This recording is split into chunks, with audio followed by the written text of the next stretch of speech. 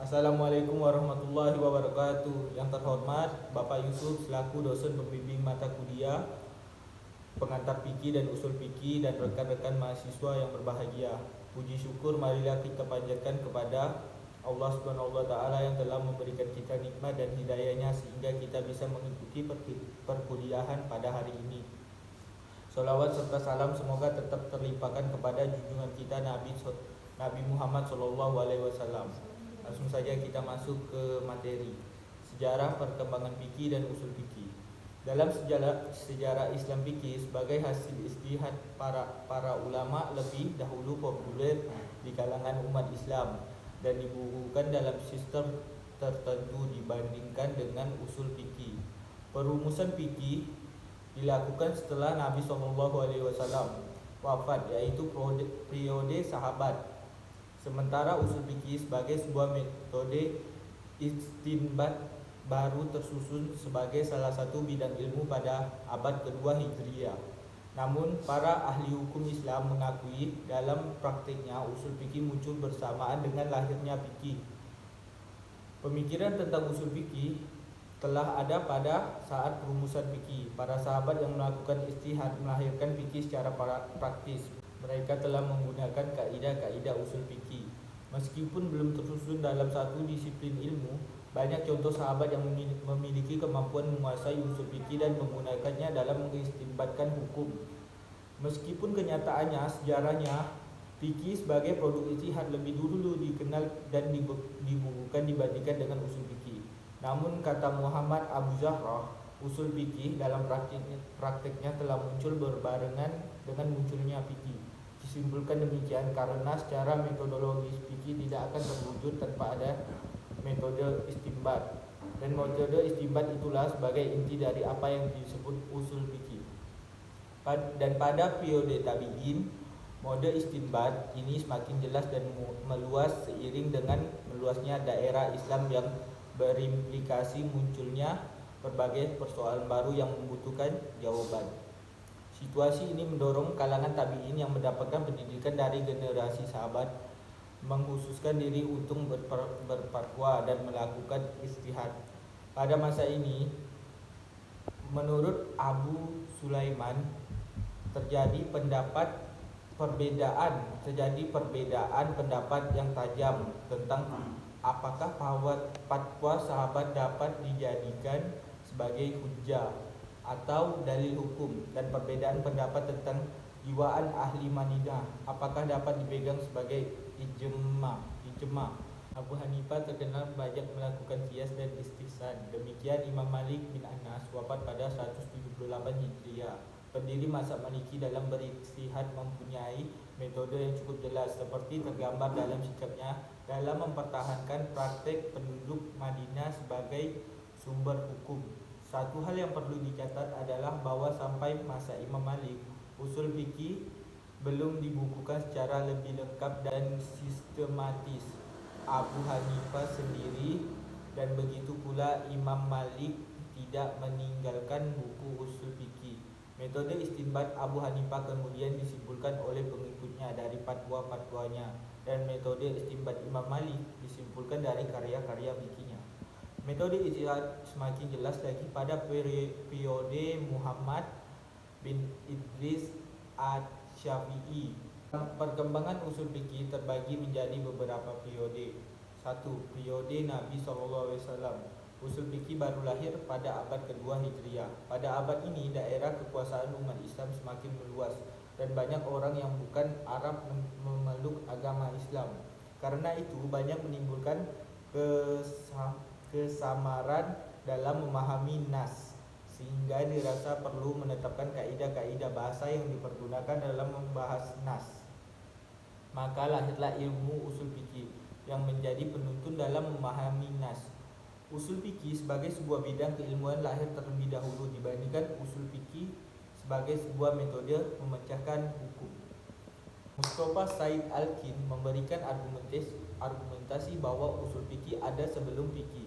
Alasannya adalah bahwa usul fikih merupakan fondasi sedangkan fikih merupakan bangunan yang didirikan di atas fondasi. Karena itulah sudah tentu usul fikih ada mendahului fikih. Kesimpulannya, Tentu harus ada usul fikih sebelum adanya fikih. Metode-metode fikih demikian tentu telah ditemukan pada masa hidup Rasulullah SAW sendiri. Rasulullah SAW dan para sahabat beristihad dalam persoalan-persoalan yang tidak ada pemecahan wahyunya. Istihad tersebut masih dilakukan sahabat dalam bentuk sederhana, tanpa persyaratan rumit seperti yang dirumuskan para ulama di kemudian hari. Pada masa Nabi Muhammad masih hidup, seluruh permasalahan fikih atau hukum Islam dikembalikan kepada Rasul. Pada masa ini dapat dikatakan bahwa sumber fikih adalah wahyu Allah Subhanahu wa taala. Namun demikian juga terdapat usaha dari beberapa sahabat yang menggunakan pendapatnya dalam menentukan keputusan hukum. Hal ini didasarkan pada hadis Mu'adz bin Jabal sewaktu beliau diutus oleh Rasul untuk menjadi gubernur di Yaman. Usul fikih secara teori telah digunakan oleh beberapa sahabat. Walaupun pada saat itu usul fikih masih belum menjadi nama keilmuan tertentu, salah satu teori usul fikih adalah jika terdapat permasalahan yang membutuhkan kepastian hukum, maka pertama adalah mencari jawaban keputusannya di dalam Al-Quran, kemudian hadis. Jika dari kedua sumber hukum Islam tersebut tidak ditemukan, dapat beristihad.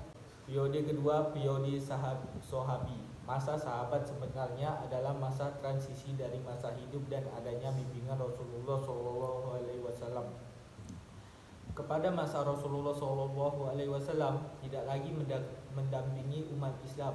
Ketika Rasulullah SAW masih hidup, sahabat menggunakan 3 sumber penting dalam pemecahan hukum, yaitu Al-Quran, Sunnah, dan Ra'yu atau Nalar. Meninggalnya Rasulullah SAW memunculkan tantangan bagi para sahabat. Munculnya kasus-kasus baru menuntut sahabat untuk memecahkan hukum dengan kemampuan mereka atau dengan fasilitas khalifah. Sebagian sahabat sudah dikenal memiliki kelebihan di bidang hukum. Di antaranya sahabat Ali bin Abi Thalib, Umar bin Khattab, Abdullah bin Mas'ud, Abdullah bin Abbas, dan Abdullah bin Umar. Karir mereka berfatwa sebagian telah dimulai pada masa Rasulullah SAW sendiri. Periode sahabat dalam melakukan istihad untuk melahirkan hukum. Pada hakikatnya para sahabat menggunakan usul fikih sebagai alat untuk beristihad. Hanya saja usul fikih yang mereka gunakan baru dalam bentuknya yang paling awal dan belum banyak terungkap dalam rumus-rumusan sebagaimana yang kita kenal sekarang. Pada era sahabat ini digunakan beberapa cara baru untuk pemecahan hukum.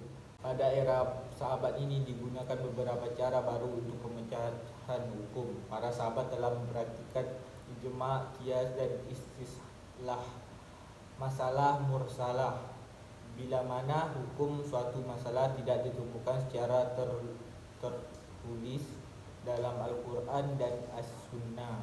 Sahabat juga memiliki pandangan berbeda dalam memahami apa yang dimaksud oleh Al-Quran dan Sunnah. Secara umum, sebagaimana pada masa Rasulullah SAW, usul fikih pada era sahabat masih belum menjadi bahan kajian ilmiah. Sahabat memang sering berbeda pandangan dan berargumentasi untuk mengkaji persoalan hukum. Akan tetapi, dialog semacam itu belum mengarah kepada pembentukan sebuah bidang kajian khusus tentang metodologi. Pertukaran pikiran yang dilakukan sahabat lebih bersifat praktis untuk menjawab permasalahan. Pemikiran hukum yang dilakukan sahabat masih terbatas kepada pemberian fatwa atas pertanyaan atau permasalahan yang muncul, belum sampai kepada perluasan kajian hukum Islam kepada masalah metodologi. Ya, pada materi selanjutnya saya serahkan kepada Hikmah Nuristani. Selanjutnya periode yang ketiga yaitu periode mutakaddimin atau tabi'in dan tabi'in. Tabi'in adalah generasi setelah sahabat. Mereka bertemu dengan sahabat dan belajar kepada sahabat. Pada masa tabi'in, metode istinbat menjadi semakin jelas dan meluas disebabkan bertambahnya luasnya daerah Islam, sehingga banyak permasalahan baru yang muncul. Banyak para tabi'in hasil didikan para sahabat yang mengkhususkan diri untuk berfatwa dan berijtihad, antara lain Sa'id bin Al-Musayyab di Madinah dan Alqamah bin Al-Qayyas serta Ibrahim Al-Nakhai di Irak. Metode istinbat tabi'in umumnya tidak berbeda dengan metode istinbat sahabat. Hanya saja pada masa tabi'in ini mulai muncul dua fenomena penting, yaitu pemalsuan hadis dan perdebatan mengenai penggunaan rai'u yang memunculkan kelompok Irak dan kelompok Madinah. Dengan demikian, muncul bibit-bibit perbedaan metodologis yang lebih jelas disertai dengan perbedaan kelompok ahli hukum berdasarkan wilayah geografis dalam melakukan ijtihad. Sebagaimana generasi sahabat, para ahli hukum generasi tabi'in juga menempuh langkah-langkah yang sama dengan yang dilakukan para pendahulu mereka. Akan tetapi, selain daripada merujuk Al-Quran dan Sunnah, mereka telah memiliki tambahan rujukan hukum yang baru, yaitu ijma' as-sahabi, ijma' al-Madinah, fatwa ashabi, qiyas, dan maslahah mursalah yang telah dihasilkan oleh generasi sahabat.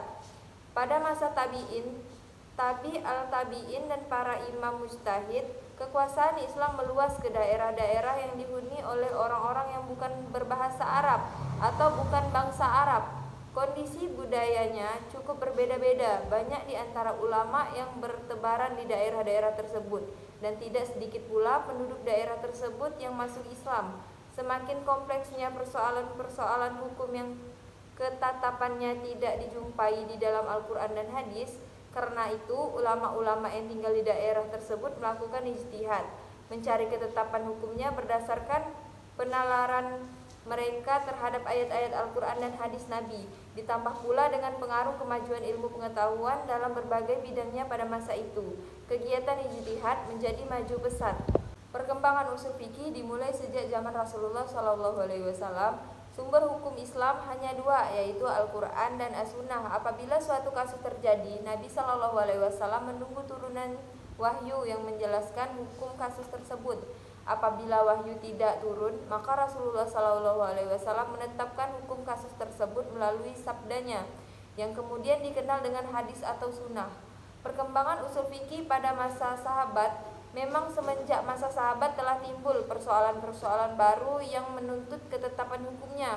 Untuk itu, para sahabat berijtihad mencari ketetapan hukumnya. Setelah wafat Rasulullah SAW, sudah barang tertentu berlakunya hasil ijtihad para sahabat pada masa ini tidak lagi disahkan oleh Rasulullah SAW, sehingga dengan demikian semenjak masa sahabat ijtihad sudah merupakan sumber hukum. Perkembangan usul fikih pada masa tabi'in, tabi'in, dan para imam mujtahid di sekitar abad 2 dan 3 Hijriah.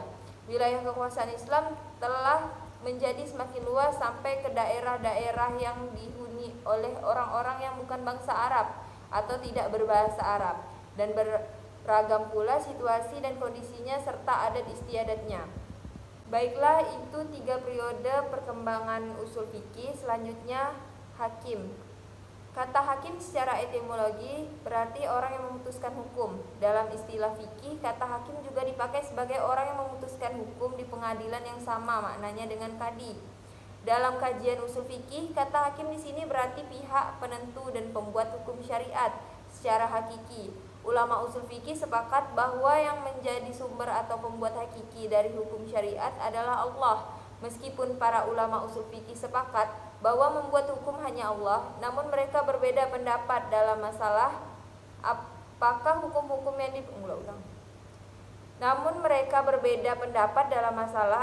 hukum-hukum yang membuat Allah hanya dapat diketahui dengan turunnya wahyu dan datangnya Rasulullah, atau akal secara 27 independen bisa juga mengetahuinya. Berbeda pendapat itu berpangkal dan berbeda pendapat tentang fungsi akal dalam mengetahui baik dan buruknya suatu hal. Dalam hal ini terdapat beberapa pendapat, yaitu kalangan Mu'tazilah berpendapat bahwa sifat baik atau buruk pada suatu perbuatan ada yang bersifat esensial yang bisa diketahui oleh akal pikiran yang sehat secara independen. Artinya, untuk mengetahui baik dan buruk sebagian dari perbuatan bisa dengan akal pikiran, tidak tergantung pada wahyu. Sejalan dengan keyakinan tersebut, maka setiap yang baik menurut akal hukumnya wajib dilaksanakan. dan setiap yang buruk dipandang akal haram dilakukan. Dengan demikian, dalam hal-hal yang seperti ini akan mampu mengetahui hukumnya tanpa adanya wahyu. Menurut pandangan ini, hukum Allah pasti sesuai dengan apa yang dinilai akal, baik atau buruk. Dalam pengertian apa yang dilihat baik oleh akal pikiran, maka hal itu adalah baik di sisi Allah. Dan oleh karena itu, umat manusia dituntut untuk melakukannya, dan atas ketaatannya itu diberi pahala. Dan jika ia tinggalkan berdosa, sebaliknya, apa yang dianggap buruk oleh akal pikiran, maka hal itu adalah buruk di sisi Allah. Dan oleh karena itu, harus ditinggalkan, dan atas ketaatan untuk meninggalkan hal-hal seperti itu diberi pahala. Dan jika ia lakukan berdosa, berdasarkan keyakinan ini, hukum syara diturunkan Allah akan sejalan dengan apa yang dianggap baik atau buruk oleh akal pikiran. Di samping itu, ada pula semacam perbuatan yang tidak dapat diketahui oleh akal nilai baik dan buruknya, seperti ibadah dan cara-caranya. Dalam hal ini, secara mutlak diperlukan wahyu untuk mengetahui baik dan buruknya. Atas dasar keyakinan mereka tersebut di atas, maka umat manusia sudah dibebani hukum taklifi pada masa sebelum Rasul diutus oleh Allah atau sebelum dakwah sampai kepada mereka. Mereka harus terikat dengan keputusan akal pikiran yang sehat, karena apa yang diputuskan akal pikiran itu dianggap sebagai hukum Allah. Oleh karena itu, mentaatinya adalah suatu kewajiban bagi manusia. Alasan mereka bahwa banyak macam tindakan yang menurut pertimbangan akal karena baiknya harus dilakukan dan pelakunya terpuji. Perbuatan seperti ini adalah baik menurut zatnya. Oleh karena itu, perbuatan itu harus dilakukan. Sebaliknya, banyak pula hal yang menurut akal tidak wajar dilakukan karena akan mengakibatkan celaan dari masyarakat. Perbuatan seperti ini buruk menurut zatnya. Misalnya berbohong adalah buruk menurut zatnya. Materi selanjutnya yaitu mahkum fih yang akan dibacakan oleh Dela. Mahkum fih berarti perbuatan orang mukallaf sebagai tempat menghubungkan hukum syara. Misalnya dalam ayat 1 surat Al-Maidah, Allah berfirman, "Hai orang-orang yang beriman, penuhilah akad-akad itu." Yang menjadi objek perintah dalam ayat tersebut adalah perbuatan orang mukallaf, yaitu perbuatan menyempurnakan janji yang diwajibkan dengan ayat tersebut. Syarat-syarat mahkum fih dalam hal ini ada beberapa persyaratan bagi sahnya suatu perbuatan hukum, yaitu yang pertama, perbuatan itu diketahui secara sempurna dan rinci oleh orang mukallaf, sehingga dengan demikian suatu perintah misalnya dapat dilaksanakan dengan lengkap seperti yang dikehendaki oleh Allah dan Rasul-Nya. Oleh karena itu, seperti dikemukakan oleh Abu Wahab Kalab, ayat-ayat Al-Quran yang diturunkan secara global baru wajib dilaksanakan setelah ada penjelasan dari Rasul-Nya. Misalnya ayat Al-Quran yang mewajibkan sholat secara global tanpa merinci syarat dan rukunnya, baru wajib dilaksanakan setelah ada penjelasan secara rinci dari Rasulullah. Demikian pula ayat yang memerintahkan untuk melaksanakan haji, puasa, dan zakat. Yang kedua, diketahui secara pasti oleh orang mukallaf bahwa perintah itu datang dari pihak yang berwenang. Membuat perintah dalam hal ini adalah Allah dan Rasul-Nya. Itulah sebabnya, maka setiap upaya mencari pemecahan hukum yang paling pertama dilakukan adalah pembahasan tentang validitas suatu dalil sebagai sumber hukum. Yang ketiga, perbuatan yang diperintahkan atau dilarang haruslah berupa perbuatan yang dalam batas kemampuan manusia untuk melakukan atau meninggalkannya. Hal itu disebabkan karena tujuan dari suatu perintah atau larangan adalah untuk ditaati. Oleh sebab itu, tidak mungkin ada dalam Al-Quran dan Sunnah sebagai sebuah perintah yang mustahil menurut akal untuk dilakukan oleh manusia. Misalnya perintah untuk terbang tanpa memakai alat. Mereka selanjutnya mahkum alaih. Mahkum alaih berarti orang mukallaf, orang-orang yang dibebani hukum taklifi. Seorang baru dianggap layak dibebani hukum taklifi bila mana pada dirinya terdapat beberapa persyaratan, yaitu yang pertama, mampu memahami dalil-dalil baik secara mandiri atau dengan bantuan orang lain minimal sebatas memungkinkannya untuk mengamalkan isi dari ayat atau hadis Rasulullah. Adanya kemampuan memahami hukum hukum taklifi itu disebabkan seseorang itu mempunyai akal yang sempurna. Bila mana diukur dengan pertumbuhan fisik, batas balik berakal bagi wanita dengan memulainya menstruasi, dan bagi laki-laki mimpi pertama bersenggama. Namun jika sampai umur 15 tahun wanita juga tidak haid dan laki-laki tidak mimpi, maka umur 15 tahun itu dijadikan batas umur minimal berakal balik. Yang kedua, mempunyai ahliyat al-ada, yaitu kecakapan untuk bertindak secara hukum atau memikul beban taklifi. Dengan adanya kecakapan seperti itu, seseorang disebut mukallaf, artinya segala perbuatannya diperhitungkan oleh hukum Islam dan ia diperintahkan untuk melaksanakan segala perintah dan menjauhi larangan. Kecakapan seperti ini baru dimiliki seseorang secara sempurna bila mana ia berakal balik dan bebas dari segala hal yang menjadi penghalang bagi kecakapan tersebut, seperti dalam keadaan gila, tidur, lupa, dan terpaksa dan lain sebagainya yang secara panjang lebar dijelaskan dalam buku-buku usul fikih. Khusus mengenai harta, kewenangan seseorang baru dianggap sah di samping sudah berakal balik juga setelah ada rusyid, yaitu kemampuan untuk mengendalikan hartanya. Seorang yang telah mencapai umur berakal balik tetapi tidak mampu mengendalikan hartanya seperti mubazir tidak dianggap cakap mengendalikan hartanya, dan oleh karena itu ia perlu dibimbing oleh penanggung jawabnya. Baiklah, itu saja materi yang dapat kami sampaikan. Selanjutnya saya serahkan kepada moderator. Baik, saya selaku moderator berterima kasih kepada kelompok 2 yang membahas tentang materi sejarah perkembangan fikih dan usul fikih. Cukup sekian presentasi kami, kurang dan lebihnya kami mohon maaf bila ada salah-salah kata. Wassalamualaikum warahmatullahi wabarakatuh.